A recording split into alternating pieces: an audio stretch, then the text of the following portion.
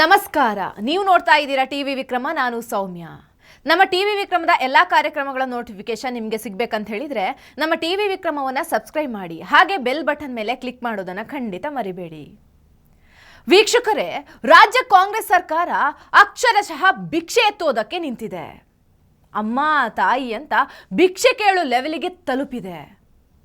ಜನ ಗ್ಯಾರಂಟಿಗಳನ್ನು ವಿರೋಧಿಸಿದ್ರೆ ಮುಖ್ಯಮಂತ್ರಿ ಸಿದ್ದರಾಮಯ್ಯ ಅವರಿಗೆ ಮೈ ಉರಿಯುತ್ತೆ.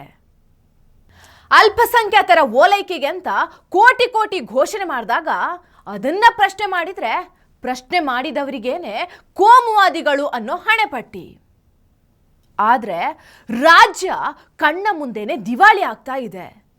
ಸರ್ಕಾರ ಮಾಡ್ತಾ ಇರೋ ಸಾಲದ ಪರಿಣಾಮ ರಾಜ್ಯದ ಜನರ ಮೇಲೆ ಆಗ್ತಾ ಇದೆ.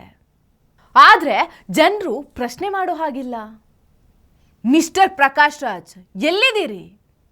ನಿಮ್ಮ ಜಸ್ಟ್ ಆಸ್ಕಿಂಗ್ ಹೋರಾಟ ಕೇವಲ ಮೋದಿ ವಿರೋಧಕ್ಕೆ ಸೀಮಿತನಾ?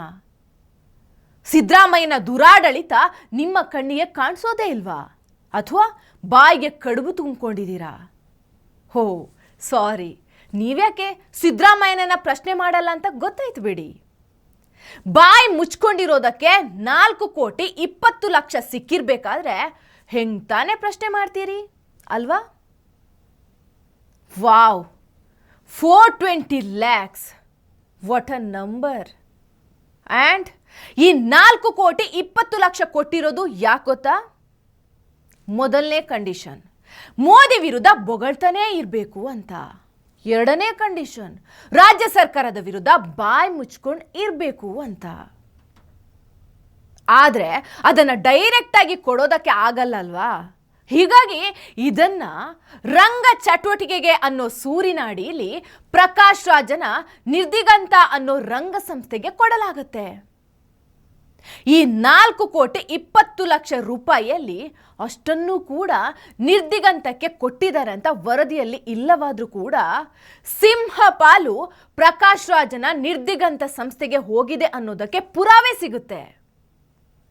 ವಸತಿ ಶಾಲೆಗಳಲ್ಲಿ ರಂಗ ಚಟುವಟಿಕೆಯನ್ನ ಪ್ರೋತ್ಸಾಹಿಸೋದಕ್ಕೆ ಅಂತ ಈ ಹಣ ಮಂಜೂರಾಗಿರೋದಂತೆ. ಪ್ರಕಾಶ್ ರಾಜನ ಸೆಲೆಕ್ಟಿವ್ ಟೀಕೆಗಳಿಗೆ, ಸೆಲೆಕ್ಟಿವ್ ಕ್ವಶನ್ಗೆ ಕಾರಣ ಏನು ಅಂತ ಈಗ ಅರ್ಥ ಆಗಿರ್ಬೇಕಲ್ವಾ? ರಾಜ್ಯದಲ್ಲಿ 16 ವರ್ಷಗಳಿಂದ ಕಲಾ ಸೇವೆ ಮಾಡ್ಕೊಂಡು ಬಂದಿರೋ ರಂಗಭೂಮಿ ಸಂಸ್ಥೆಗಳಿವೆ. ರಂಗಾಯಣ, ನಿನಾಸಂ, ನಟನ, ರಂಗಯಾಮ, ಸಂಚಾರಿ, ಹೀಗೆ ಹಲವಾರು ಸಂಘ ಸಂಸ್ಥೆ ಇದ್ರೂ ಕೂಡ ನಿನ್ನೆ ಮೊನ್ನೆ ಹುಟ್ಕೊಂಡಿರೋ ನಿರ್ದಿಗಂತಕ್ಕೆ ಸಿಂಹಪಾಲು ಸಿಗುತ್ತೆ ಅಂದ್ರೆ ಅದಕ್ಕೆ ಕಾರಣ ಪ್ರಕಾಶ್ ರಾಜ್ ಮತ್ತು ಸಿದ್ದರಾಮಯ್ಯ ಅವರ ನಡುವೆ ಇರೋ ಗುಡ್ ಟರ್ಮ್ಸ್. ನಿರಂತರವಾಗಿ ಮೋದಿಜಿಯನ್ನ ಟೀಕಿಸೋ ಮೂಲಕ ಪ್ರಕಾಶ್ ರಾಜ್ ಗಳಿಸಿಕೊಂಡಿರೋ ಸಿದ್ದರಾಮಯ್ಯನವರ ನಂಬಿಕೆ. ವೀಕ್ಷಕರೇ, ಪ್ರಕಾಶ್ ರಾಜ್ ಯಾಕೆ ಮೌನವಾಗಿದ್ದಾರೆ ಅನ್ನೋದಕ್ಕೆ ನಾನು ಈ ವಿಷಯನ ಪ್ರಸ್ತಾಪ ಮಾಡಬೇಕಾಯಿತು. ಮುಖ್ಯವಾದ ವಿಷಯನೇ ಬೇರೆ ಇದೆ. ಅದು ಕರ್ನಾಟಕ ಸರ್ಕಾರ ಪಾಪರ್ ಆಗ್ತಾ ಇರೋ ವಿಷಯ. ಮಾರ್ಚ್ ತಿಂಗಳಲ್ಲಿ ಅಧಿಕಾರಕ್ಕೆ ಬರ್ತಾ ಇದ್ದ ಹಾಗೆ ಗ್ಯಾರಂಟಿ ಮೇಲೆ ಗ್ಯಾರಂಟಿ ಘೋಷಿಸಿ ಖಜಾನೆ ಖಾಲಿ ಮಾಡಿದ ಕಾಂಗ್ರೆಸ್ ದಿನ ಬೆಳಗಾದ್ರೆ ಕೇಂದ್ರ ಸರ್ಕಾರದ ಎದುರು ಭಿಕ್ಷೆಗೆ ನಿಲ್ತಾ ಇತ್ತು. ಇವರ ಶೋಕಿಗೆ ಹಣ ಕೊಡೋಕೆ ಮೇಲ್ಗಡೆ ಇರೋದು ರಾಹುಲ್ ಗಾಂಧಿ ಸರ್ಕಾರ ಅಲ್ಲ, ಮೋದಿಜಿ ಸರ್ಕಾರ. ಕೊಡುವಷ್ಟು ಕೊಟ್ಟು ಆಮೇಲೆ ಕ್ಯಾಕರಿಸಿ ಉಗ್ದು ಕಳಿಸಿತ್ತು ಕೇಂದ್ರ ಸರ್ಕಾರ. ಇಲ್ಲಿ ಬಂದು ಸಿದ್ದರಾಮಯ್ಯ ಸುಳ್ಳು ಆರೋಪ ಮಾಡೋಕೆ ಶುರು ಮಾಡಿದ್ರು. ನಮಗೆ ಕೇಂದ್ರದಿಂದ ಹಣನೇ ಸ್ಯಾಂಕ್ಷನ್ ಆಗ್ತಾ ಇಲ್ಲ, ಮಲತಾಯಿ ಧೋರಣೆ ಮಾಡ್ತಾ ಇದೆ, ಮೋದಿಜಿ ದ್ವೇಷದ ರಾಜಕಾರಣ ಮಾಡ್ತಿದ್ದಾರೆ, ಹೀಗೆಲ್ಲ ಕತೆ ಕಟ್ಟಿ ಜನರನ್ನ ನಂಬಿಸೋಕೆ ಟ್ರೈ ಮಾಡಿದ್ರು. ಹಣನೇ ಇಲ್ಲ ಅಂತ ಹೇಳ್ಕೊಳ್ಳೋ ಸಿದ್ದರಾಮಯ್ಯ ಗ್ಯಾರಂಟಿ ಯಾಕೆ ಕಂಟಿನ್ಯೂ ಮಾಡ್ತಿದ್ದಾರೆ?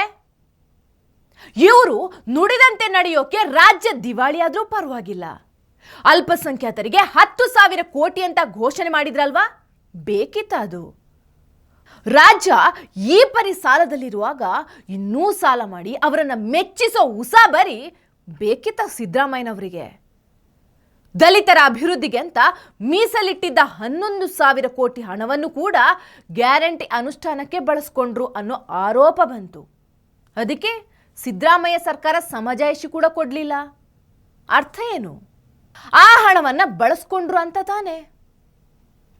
ಸೊ ಹೀಗೆ ಅಭಿವೃದ್ಧಿ ಕೆಲಸಕ್ಕೆ ಬೇಕಾಗಿದ್ದ ಹಣವನ್ನೆಲ್ಲ ಗ್ಯಾರಂಟಿ ಯೋಜನೆಗೆ, ಅಲ್ಪಸಂಖ್ಯಾತರ ತುಷ್ಟೀಕರಣಕ್ಕೆ, ಪ್ರಕಾಶ್ ರಾಜ್ ತರದವರನ್ನ ಸಾಕೋಕೆ ಬಳಸಿರೋ ಈ ಕಾಂಗ್ರೆಸ್ ಸರ್ಕಾರ ಈಗ ಅಕ್ಷರಶಃ ಬೀದಿಗೆ ಬಂದು ನಿಂತಿದೆ. ರಿಸರ್ವ್ ಬ್ಯಾಂಕ್ ಹತ್ರ ಸಾಲದ ಅಪ್ಲಿಕೇಶನ್ ಹಿಡ್ಕೊಂಡು ಕ್ಯೂ ನಿಂತಿದೆ.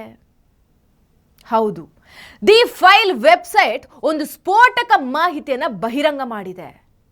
ಏನಂದ್ರೆ ಏಪ್ರಿಲ್, ಮೇ ಮತ್ತು ಜೂನ್ ತಿಂಗಳಿಗೋಸ್ಕರ 10,000 ಕೋಟಿ ಸಾಲ ಬೇಕು ಅಂತ ಈಗ ರಾಜ್ಯದ ಕಾಂಗ್ರೆಸ್ ಸರ್ಕಾರ ರಿಸರ್ವ್ ಬ್ಯಾಂಕ್ ಮ್ಯಾನೇಜರ್ ಮುಂದೆ ಕೈ ಕಟ್ಕೊಂಡು ನಿಂತಿದೆ. ಸರ್ಕಾರ ಸುಭೀಕ್ಷವಾಗಿ ನಡೀತಾ ಇದ್ದಿದ್ರೆ ಬ್ಯಾಂಕ್ ಎದುರು ಸಾಲ ಕೇಳೋ ಪರಿಸ್ಥಿತಿ ಯಾಕೆ ಬರ್ತಿತ್ತು? ಯಾವ ಘನ ಉದ್ದೇಶಕ್ಕೆ ಈಗ ಮತ್ತೆ 10,000 ಕೋಟಿ ಸಾಲ ಕೇಳ್ತಾ ಇರೋದು? ಈ 3 ತಿಂಗಳು ಗ್ಯಾರಂಟಿ ಪೂರೈಸೋದಕ್ಕ, ಅಥವಾ ಅಲ್ಪಸಂಖ್ಯಾತರಿಗೆ ಹೊಸದೇನೋ ಕೊಡುಗೆ ಕೊಡೋದಕ್ಕ, ಅಥವಾ ಗಂಜಿ ಗಿರಾಕಿಗಳನ್ನ ಸಾಕೋದಕ್ಕ? ವೀಕ್ಷಕರೇ, ಕಳೆದ 8 ತಿಂಗಳಲ್ಲಿ ಕಾಂಗ್ರೆಸ್ ಸರ್ಕಾರ ಸಾರ್ವಜನಿಕವಾಗಿ ಸಾಲವಾಗಿ ಎತ್ತಿರೋ ಸಾಲದ ಮೊತ್ತ 32,289 ಕೋಟಿ.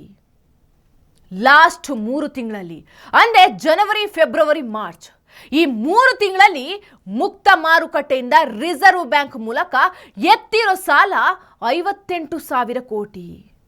ಈಗ ಮತ್ತೆ ಅಪ್ಲೈ ಮಾಡಿರೋದು 10,000 ಕೋಟಿ ಸಾಲ ಬೇಕು ಅಂತ. ಸ್ನೇಹಿತರೆ, ಸಾಲ ಮಾಡಲೇಬಾರ್ದು ಅಂತ ಹೇಳ್ತಾ ಇಲ್ಲ. ಎಲ್ಲ ರಾಜ್ಯಗಳು ಕೂಡ ಸಾಲ ಮಾಡ್ತವೆ, ಕೇಂದ್ರ ಸರ್ಕಾರ ಕೂಡ ಸಾಲ ಮಾಡುತ್ತೆ. ಆದರೆ ಸಾಲ ಮಾಡಿ ಅಭಿವೃದ್ಧಿ ಕಾರ್ಯ ಮಾಡಿದ್ರೆ ಅಥವಾ ಆದಾಯ ಮೂಲ ಸೃಷ್ಟಿ ಮಾಡೋ ಕೆಲಸಗಳಿಗೋಸ್ಕರ ಸಾಲ ಮಾಡಿದ್ರೆ ಓಕೆ. ಅದು ಬಿಟ್ಟು ಇವರ ಬಿಟ್ಟಿ ಶೋಕಿ ಪೂರೈಸೋದಕ್ಕೆ, ಯಾರನ್ನೋ ಓಲೈಸೋದಕ್ಕೆ, ಸ್ವಂತ ಲಾಭಕ್ಕೆ ಸಾಲದ ಮೇಲೆ ಸಾಲ ಮಾಡ್ತಾ ಇದ್ರೆ ಅದರ ಎಫೆಕ್ಟ್ ಆಗೋದು ಯಾರಿಗೆ? ರಾಜ್ಯದ ಜನತೆಗೆ ಅಲ್ವಾ? ನನ್ನ ತೆರಿಗೆ ನನ್ನ ಹಕ್ಕು ಅಂತ ದೊಡ್ಡದಾಗಿ ಹ್ಯಾಶ್ಟ್ಯಾಗ್ ಅಭಿಯಾನ ಮಾಡಿದ್ರಲ್ವಾ ಈ ಕಾಂಗ್ರೆಸ್ನವರು. ಈಗ ಅದೇ ಪ್ರಶ್ನೆ ರಾಜ್ಯದ ಜನ ನಿಮ್ಮನ್ನ ಕೇಳಿದ್ರೆ ಏನು ಉತ್ತರಿಸ್ತೀರಾ ಸಿದ್ದರಾಮಯ್ಯನವರೇ? ತೆರಿಗೆ ಕಟ್ಟೋ ರಾಜ್ಯದ ಜನರ ಮೇಲೆ ಸಾಲದ ಹೊರೆ ಹೊರಿಸೋದಕ್ಕೆ ನಿಮಗೆ ಅಧಿಕಾರ ಕೊಟ್ಟಿದ್ಯಾರು? ಅಧಿಕಾರಕ್ಕೆ ಬಂದಾಗಿನಿಂದ ಆಲ್ಮೋಸ್ಟ್ 1,00,000 ಕೋಟಿ ಸಾಲ ತಗೊಂಡಿದ್ದೀರಲ್ವಾ? ಅದರಲ್ಲೂ ಅಭಿವೃದ್ಧಿ ಕಾರ್ಯಕ್ಕಂತ ಕೇಳಿ ಸಾಲ ತೆಗೆದುಕೊಂಡಿದ್ದೀರಲ್ವಾ? ಏನು ಅಭಿವೃದ್ಧಿ ಮಾಡಿದಿರಿ ಅಂತ ಒಮ್ಮೆ ಹೇಳಿ ನೋಡೋಣ. ರಾಜ್ಯ ದಿವಾಳಿ ಮಾಡಿದೀವಿ ಅಂತ ಒಪ್ಕೊಳ್ಳಿ. ಬೊಕ್ಕಸದಲ್ಲಿ ಕಾಸಿಲ್ಲದ ಹಾಗೆ ಮಾಡಿದೀವಿ ಅಂತ ಕನ್ಫೆಸ್ ಮಾಡ್ಕೊಳ್ಳಿ. ನಮ್ಗೊತ್ತು, ಇದಕ್ಕೂ ನೀವು ಹಿಂದಿನ ಬಿಜೆಪಿ ಸರ್ಕಾರ ಮತ್ತು ಈಗಿನ ಕೇಂದ್ರ ಸರ್ಕಾರದ ಕಡೆನೆ ಬೇಳು ತೋರಿಸ್ತೀರಿ ಅಂತ. ಎಲ್ಲಿ ಬಿಡ್ತೀರಿ ನಿಮ್ಮ ಬುದ್ಧಿ? ಸಿದ್ದರಾಮಯ್ಯನವರೇ, ನಿಮಗೇನಾಗಬೇಕು ಹೇಳಿ?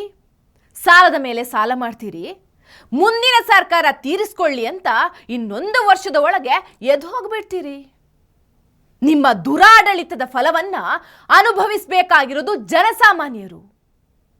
ಜನರ ಬಗ್ಗೆ ಕಿಂಚಿತ್ ಕೂಡ ಕಾಳಜಿ ಇಲ್ದಿರೋ ನಿಮ್ಮ ಬೇಜವಾಬ್ದಾರಿ ರಾಜಕೀಯಕ್ಕೊಂದು ಧಿಕ್ಕಾರ. ಈ ಕಾರ್ಯಕ್ರಮದ ಬಗ್ಗೆ ನಿಮ್ಮ ಅಭಿಪ್ರಾಯವನ್ನು ಕಮೆಂಟ್ ಮೂಲಕ ತಿಳಿಸಿ. ಟಿವಿ ವಿಕ್ರಮ, ದೇಶ ನಿಮ್ಮ ಕೈಯಲ್ಲಿ. ಈ ಕಾರ್ಯಕ್ರಮ ನಿಮಗೆ ಇಷ್ಟ ಆಗಿದ್ದಲ್ಲಿ ಲೈಕ್, ಶೇರ್ ಹಾಗೂ ಕಮೆಂಟ್ ಮಾಡಿ.